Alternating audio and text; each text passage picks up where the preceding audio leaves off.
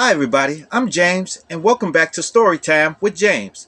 Make sure you like, subscribe, and leave me a comment if you like. First and foremost, I like to say Feliz Año Nuevo to my Spanish speaking brothers out there. And I like to say Malagayon Bagong Tayo to my Filipino speaking people. That's Tagalog, And to my Americans, Happy New Year. Yes. Happy 2025. Okay. Yes. Okay, this story is called Marmar, Is That You? Yeah. Well, I met this guy when I went to Kenwood High School. I went to Kenwood High School because it was getting kind of rough at DuSable while I originally was the high school I originally went to. It was getting kind of rough. And I was fighting too much, fighting every day.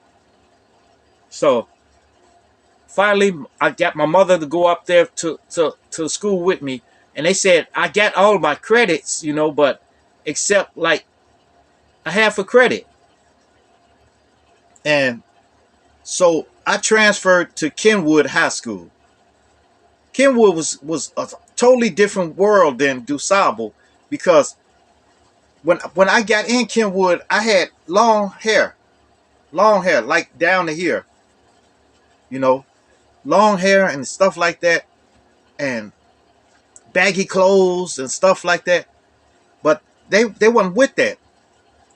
Actually, I had to fit in with them because I was in their territory now.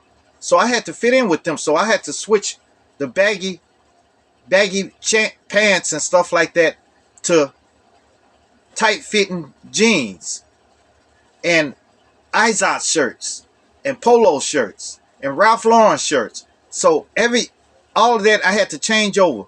And I tied a sweater around my neck too, So I was like a prep, like preppy, So while I was there, then suddenly I met this guy. His name was Mario.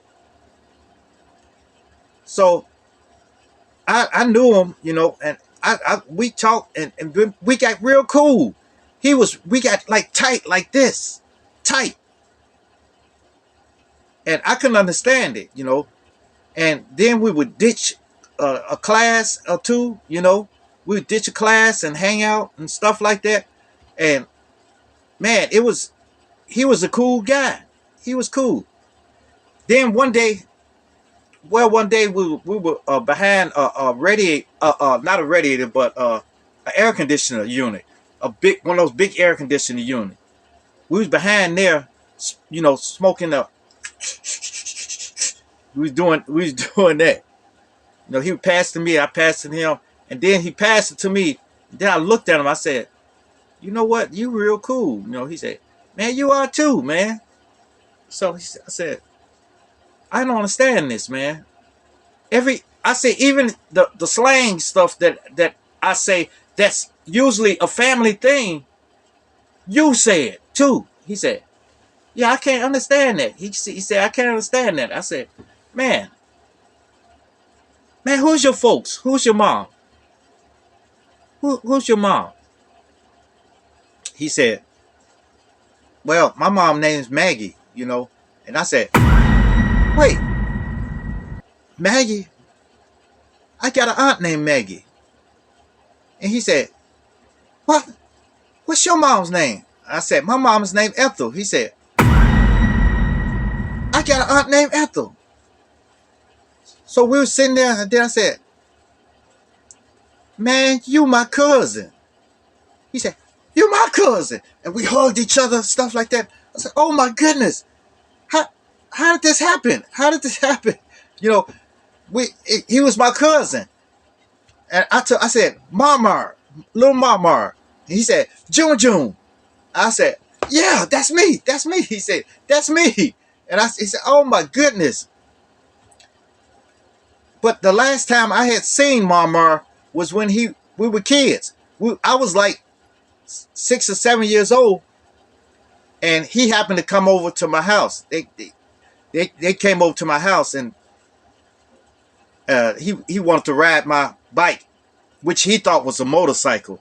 But and I egged it on. He said, "Yeah, this is my motorcycle. This is my motorcycle." And he kept saying, "Can I ride it?" I said, "No, you can't ride it. You can't ride it." He said, "Man, let me ride your motorcycle, man." I said, "No, no, man, no." He said, "Man, you stingy." I said, "Man, that's what he said, when we were kids, But anyway, the next day, I ended up taking him over to my house and stuff, and he reunited with my sister and my sisters and my little sister, my brother, and all of us, and we had a good time. We had a good time. And so then, like the next weekend, I went over to his house, and I went over to his house and stuff like that. And him and my other cousin went over to his house.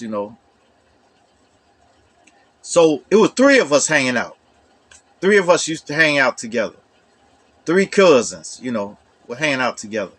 So we were going to the liquor store. We was going to go to the liquor store. Because I used to drink then. Drink a little something. So we went to the liquor store, and my other cousin, let me see what I'm gonna call him. Because I don't want to say their real names. But my other cousin Carlos. Carlos went in because he looked a little older than us.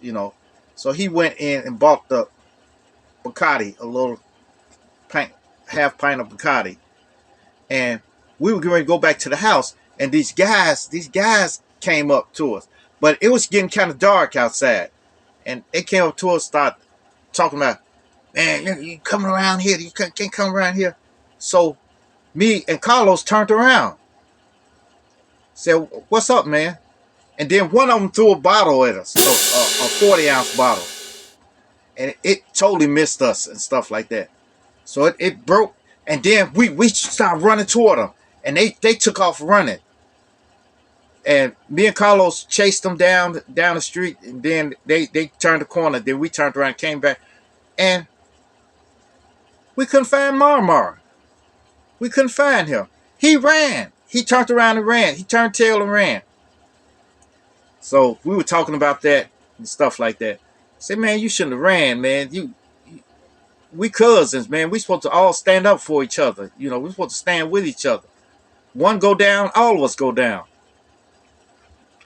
He said, "Man, it's just, man, these people around here, they carry pow-pows, pow-pows. So I said, "Man, no, forget that, man." So we hung out for a while. We started hanging out regularly, hanging out, going to the Taste of Chicago, and doing some of everything. But later on, I don't know what happened, but we kind of lost touch with each other. And then he went home, and I would call him sometimes and talk to him, but I didn't see him no more like that. But then he ended up in jail. Yes. And he was facing a long time, in jail. But finally he got out of jail. And by then I had straightened up I straightened up everything. And when he got out of jail, the first person he tried to call was me. Because actually before he went to jail, he tried to get me to say me and him was hanging out when the police caught him. But I didn't want nothing to do with that. So I wouldn't pick up the phone. And he couldn't come over my house, so I can be an alibi for him. So I wasn't gonna play that stuff. So he got locked up for a while, and then end up he got out, and I thought he was cool, but it wasn't the same. It wasn't the same because he was a criminal now, a big time criminal, a hard criminal. So that wasn't me. So I let him know. I said, look, man, we can't hang out no more. You know. He said, wow. I said, man, I've got a family now. You know, and stuff. You know, so that's it. You know. So look, if you got a family member that's a criminal, you know, it depends on what they did. If they did something bad, real bad, that's it. That's it. Don't hang out with them. You that don't mean you don't love them anymore. That don't mean you don't love them. But that just means that you're conscious and you know what they've done has been bad, real bad. You know. So that's it. You know. If your man lets you do something bad and stuff like that, then ain't no telling if your mind may change later on. Me and you be hanging out, and your mind will change and stuff like that. So, man, it's crazy. But Mama is still out. I think, yeah, he's still out of jail. You know, still out of jail, and he's trying to straighten his life out. You know, but that's it now. But I'm not in Chicago anymore, so I really lost touch with him now. I'm out in Memphis, Tennessee. So that's it. You know, but like I said, man, don't let them bring you down the tubes too. And don't be an alibi for somebody. Don't act like, oh, he was with me. Because then you'll get uh like you tried to cover up for him and stuff like that. And that you can do some time for trying to cover up for a person. And you know they wasn't with you. So don't get involved in that. Let them know bluntly that you're not going to do it. That don't mean you don't love them, but that just means that you don't want nothing to do with what they got going on. You know. Yes. So, all right, you guys. Make sure you like, subscribe, and leave me a comment if you like. And hit that bell notification. Hit that bell notification so that you know every time I drop another video. Yeah. And share, share, share. Share my videos with your family. Share my videos with your friends. Share my videos with your loved ones. And even share it with your enemies. Yes. Peace. Adios. Salamat. And Happy New Year. Happy 2025.